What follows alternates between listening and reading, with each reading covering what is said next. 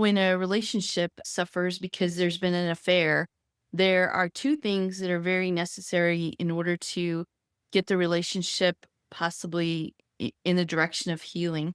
So you have this dried up leaf, it doesn't have any more life in it. The water's been non existent, there's been no sunshine. And in fact, it's just totally come off the plants.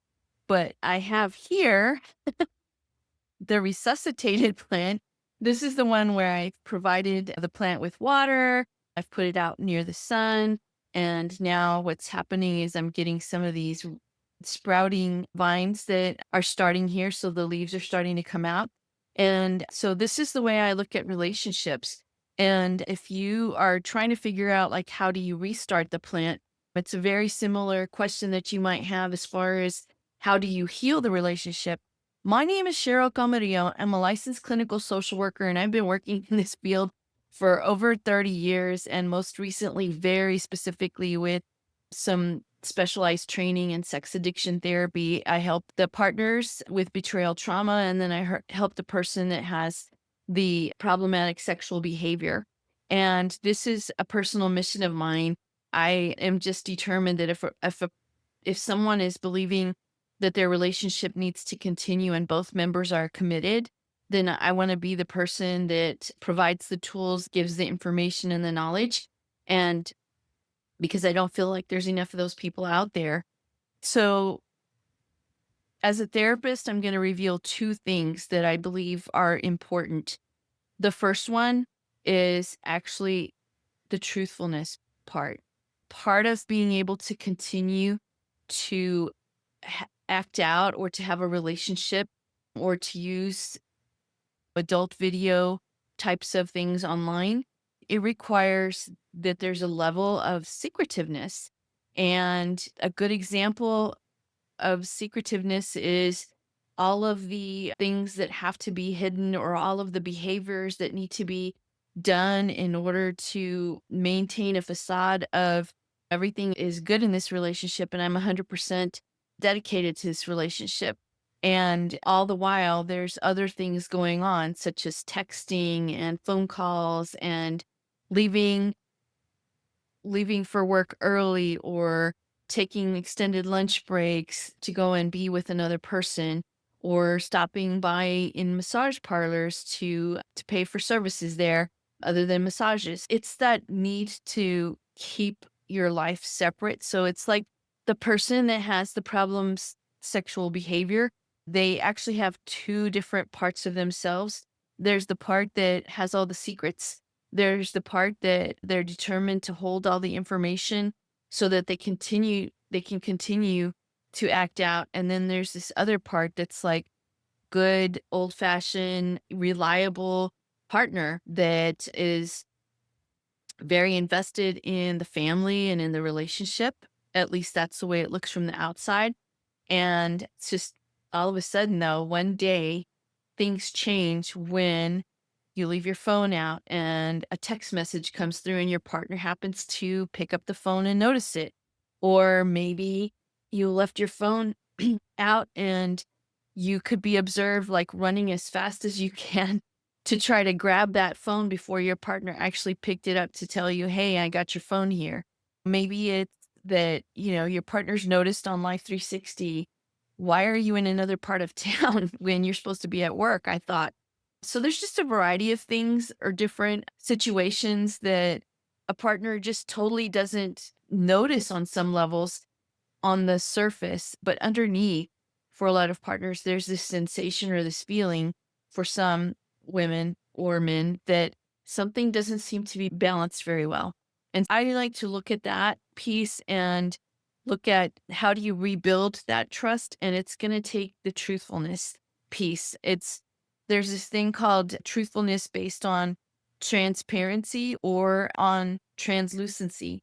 Transparency means that you have a question of for the person with the acting out behavior, then all of the answers need to be given to you for the most part. If you provide information that's just halfway, if you're observed maybe making a white lie, Maybe you were observed actually not telling the truth in some situations. Even though it doesn't pertain to the partner and what's going on in the relationship, it still is an uneasy feeling for the partner to know that this deceptiveness can continue, whether it's just something really minor or it's something huge. You really want to work on being transparent. Now, the other side was that kind of refers to the fact that it's opaque. You can't quite see what's on the other side. There's a window, there's some light coming through. You can maybe see shadows on the other side, but you don't know what's on the other side. And so for a lot of partners, when discovery has happened and now they're trying to reestablish this trust, they start noticing these kinds of things and they're not actually receiving all the information that they need.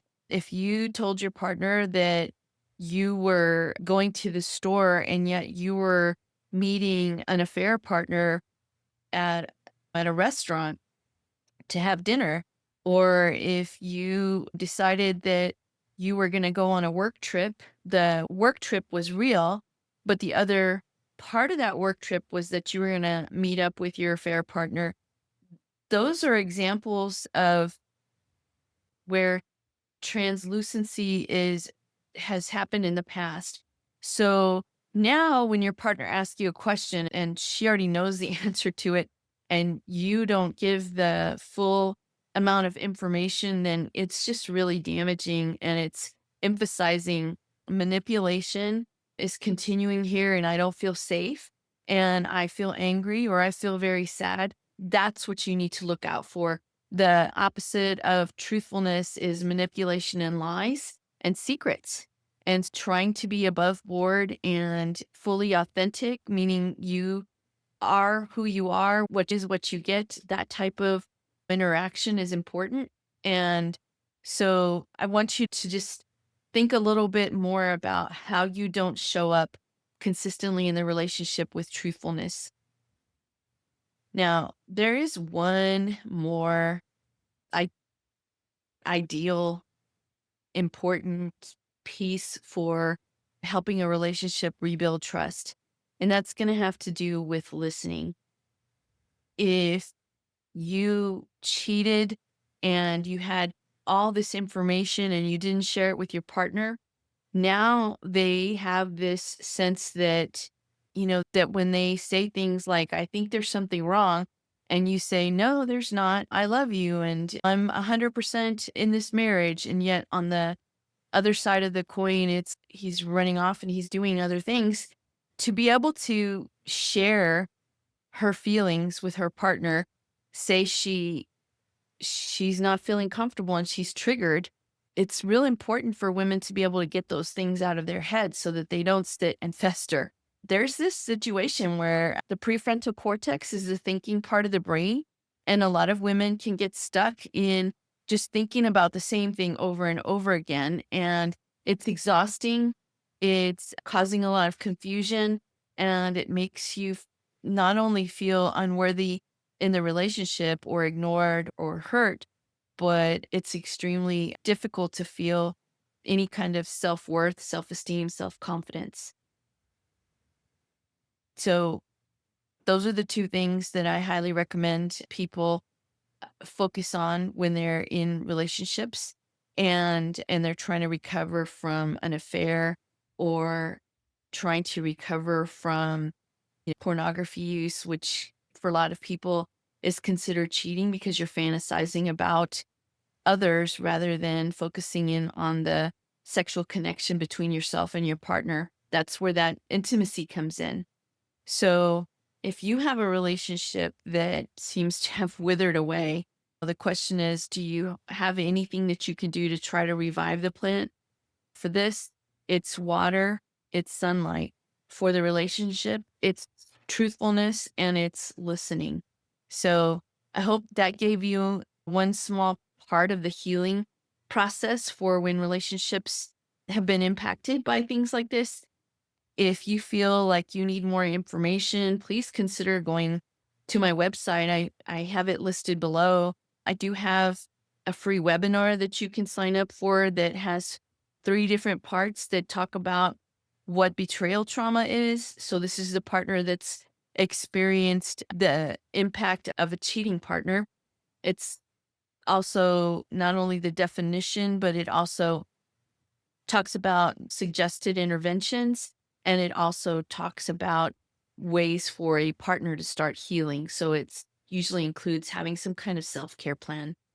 Again, my name is Cheryl Camarillo. I have this mission. I'm just determined if you and your partner want to stay together, that I will support you in any way I can. And I hope that these videos give you some peace of mind as far as thinking, okay, what can I do? Where are the answers?